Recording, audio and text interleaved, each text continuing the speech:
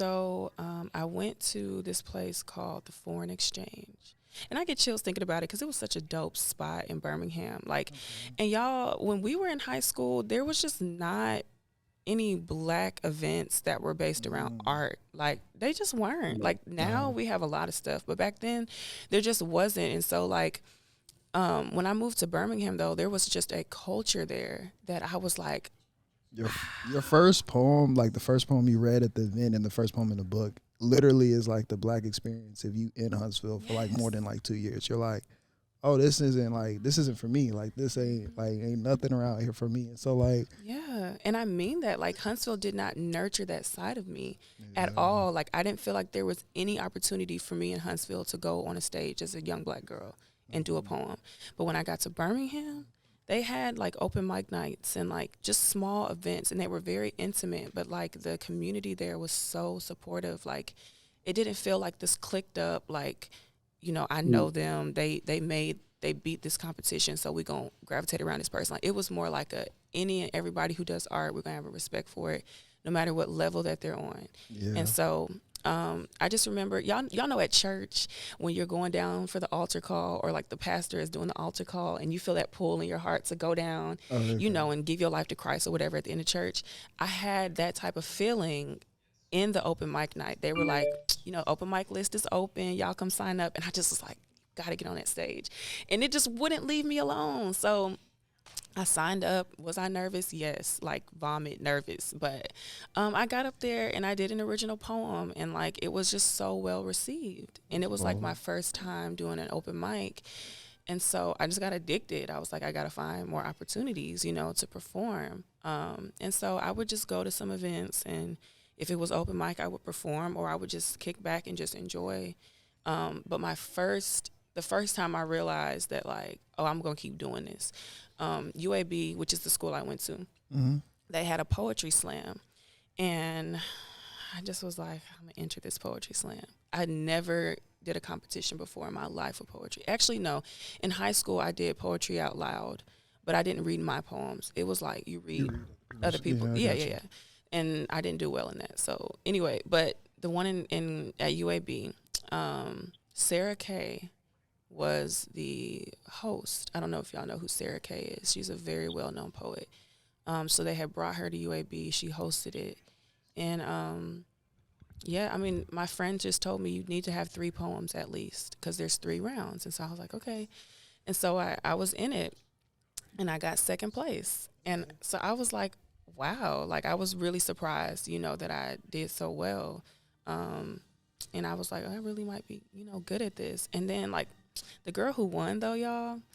Go ahead and talk about it. First of all, she was dope. Let me say this. The queen was dope. But years later, I remember, so she did this poem. I'm going to just set it up. She did this poem, y'all, where she was talking about rap, like being a woman in rap.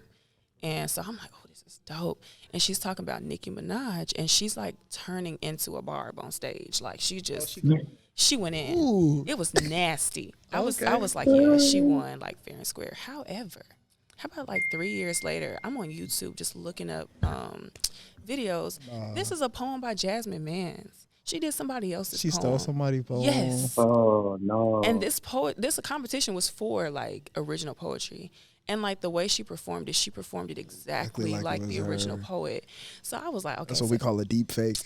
Right. And she was like a drama major. So like, oh, she really shot out.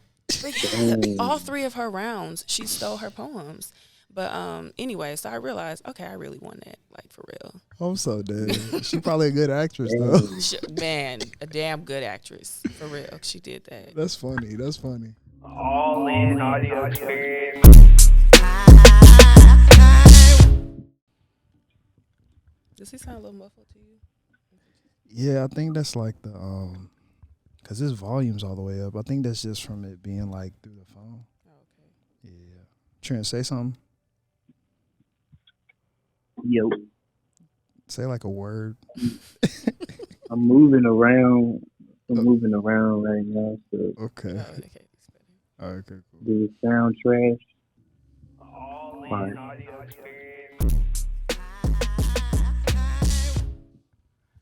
What's up, all in family? It is Trent here, and we got Jordan on the other line. What's up with you, man? Doing good. I'm doing good. We got a special guest with us this evening or this morning, It's Miss lovely, Keiani man. Taylor, a poetess out of Huntsville, Alabama. How you doing today? Doing great. Doing good. I want to get into Spilled Milk a little bit. Okay. So this wasn't your first book, but it's what, your second book? Mm-hmm. Your second book. So before we get into like the creative aspect of it, what was it like, I guess, beginning like the process of like creating Spilled Milk? So, I started writing Spilled Milk at the when I released my first book, A Slice of Pie. It was so weird. It was like the day it released, I wrote my first poem for Spilled Milk, Mm. and the idea just came to me. I mean, you call it divine download, I don't know, but it was just like, this is your next step. And so, the Spilled Milk was just in my head for the name of it. And then I don't even remember the first poem I wrote, to be honest. But what I do know is I started a notes in my phone because really I wanted it to just be short poems. I remember because it was going to go on Instagram. The original idea was like I wanted to create one column on my page on Instagram that was a poetry book. Okay. And I wanted it to be something that people didn't even notice was happening until I brought attention to it. And then you go on my page and you scroll and you see Yeah, it's I'm a whole 30 book. pages in. You late. Right, I feel right. you. And so it was like those textgram, things, and you Okay. write a little note on there or whatever. So that's what it started as. And Was I you a did. Tumblr kid? I was I could heavy, tell. heavy, heavy on Tumblr. But yeah, like so I started that on my Instagram, and my I came across a video where basically somebody was talking about how their poetry got stolen. Like they had posted it in a similar way on Instagram, and it ended up all over Pinterest. Like it was just one of those common quotes, but you don't think about where those quotes originate a lot of the times. And she was just saying how like she didn't monetize it. So like basically nobody knows it was hers. She sees people take credit for it all the time. And for me, it's not about the money, but about the art itself. Like having somebody literally steal your stuff and say it's theirs is like Yeah. heartbreaking. So I took all of the posts down and I was like, nah, No, y'all ain't finna steal my flow. absolutely this not. ain't that. Absolutely not.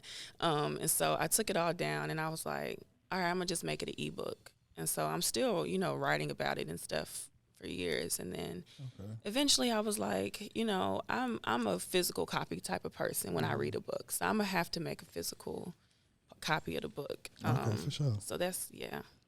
Okay, so I got one question. Have you ever heard of like, I think Nair Wahi? Yes. Bro, Yes. so I'm not even like a super big poetry person. Like I love rap, so like I love poetry like by default, and I get into it a little bit. But so I was, this was when another poetess was like getting real popular. But like I saw this thing online that was like she stole her style from somebody else, and I'm not gonna Yeah, we're not gonna say that. get into all that. But Nair Wahi was the person they said isn't getting her shine. So I was like, Facts.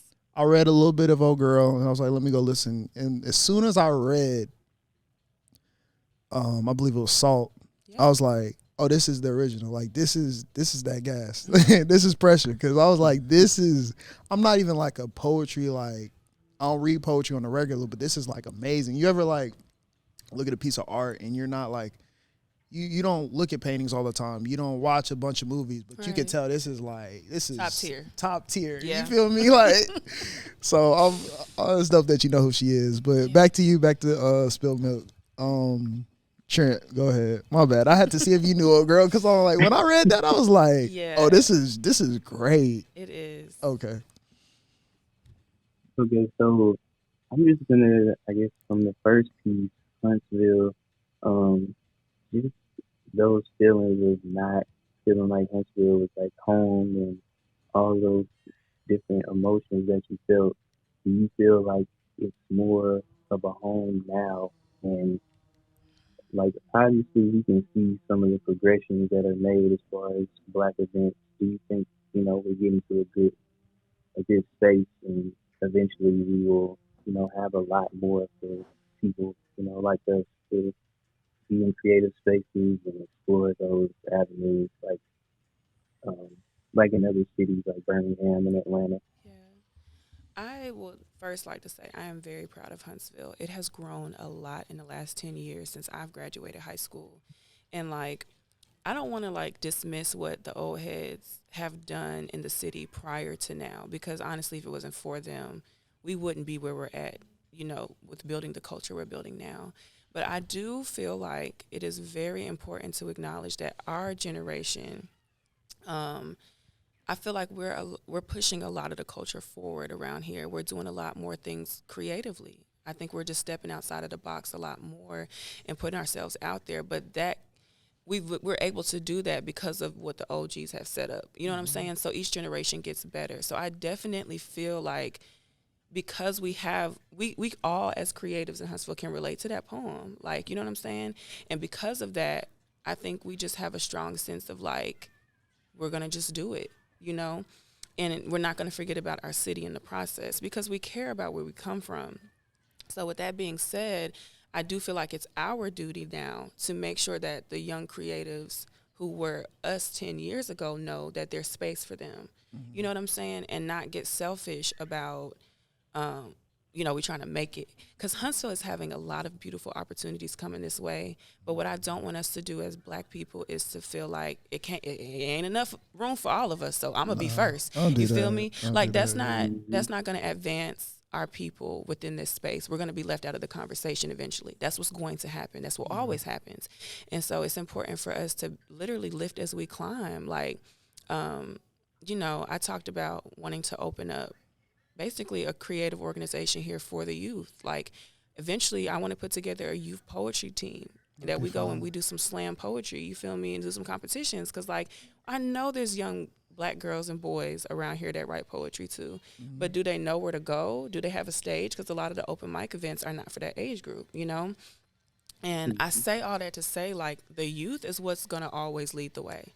Sure. I'm starting to get into old head status. I'm aware of that. Oh, my gosh. No, you're not. No, I am, though. But, like, because, like, the high school students, like, they are creative as hell. Like, they have innovative ideas. Like, this Generation Z, I don't know if y'all are considered that. But, like, they're the next up. I'm 25. I don't think I'm Generation You like Z. at the tail end of millennials. So she really trying to play us. No, but I mean. No, I think I might be, though, for real. Oh, yeah. He younger than me, though. He like 24. Yeah, see, like, y'all are the ones that are next up, I feel. You know what I'm saying? And so it's like, in my process of just trying to be myself in the creative realm, I want to be mindful of, like, how can I help, the younger people before me, because I didn't have that.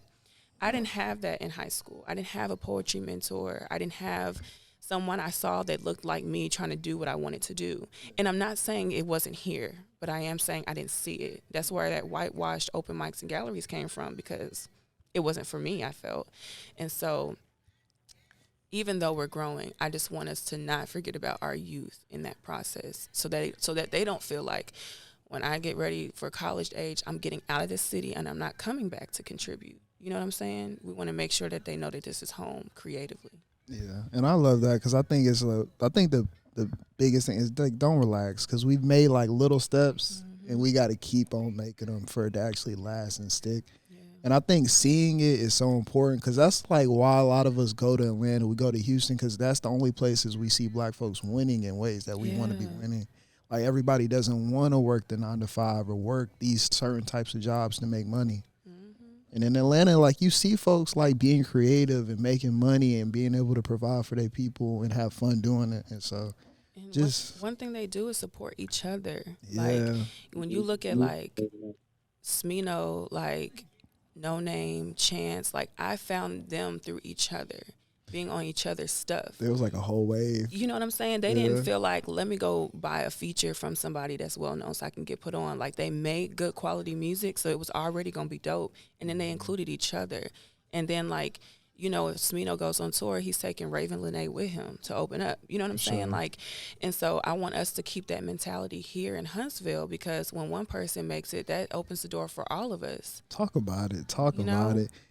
I love that you brought that up, because, like, for the longest I thought Smino was from Chicago, just because he was, like, in that, like, little group. But, like, he's from, like, St. Louis, and it's like, one thing that we don't have to take from the other people's culture is like all these barriers to like working together. One thing that happened in Atlanta that you see with like Lil Baby, Thug and them, they say is like when they wanted to work together, they just went in the studio and worked together. They didn't do the whole like I gotta buy this feature, you gotta sign this contract.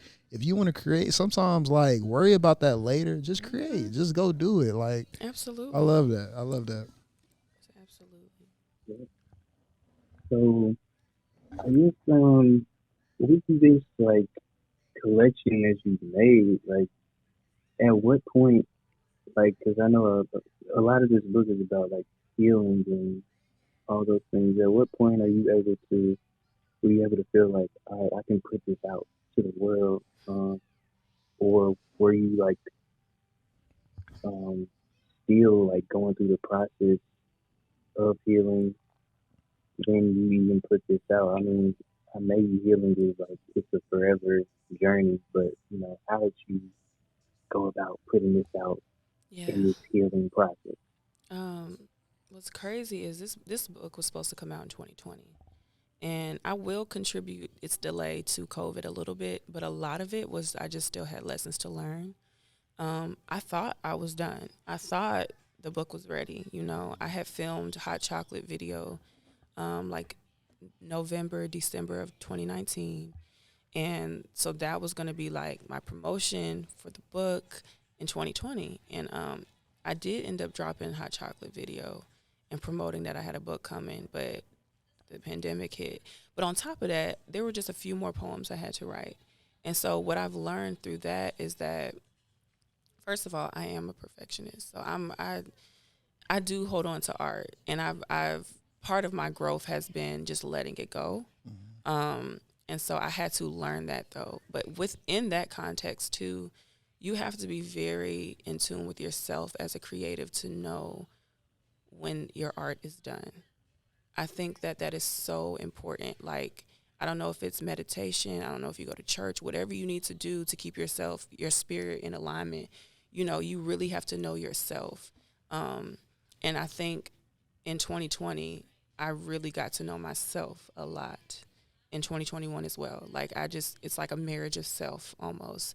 And so through that, I learned that only I can know when something is done. Whereas before, I was just operating off trying to be perfect, just trying to make sure everything is done. But that's not really what it's about. It's about literally self. Like, are you ready? Did you learn all the lessons that needed to be learned within that season? And until you are in alignment with self enough to know that and have that self-awareness, you won't know it. You might release something prematurely or delayed or whatever.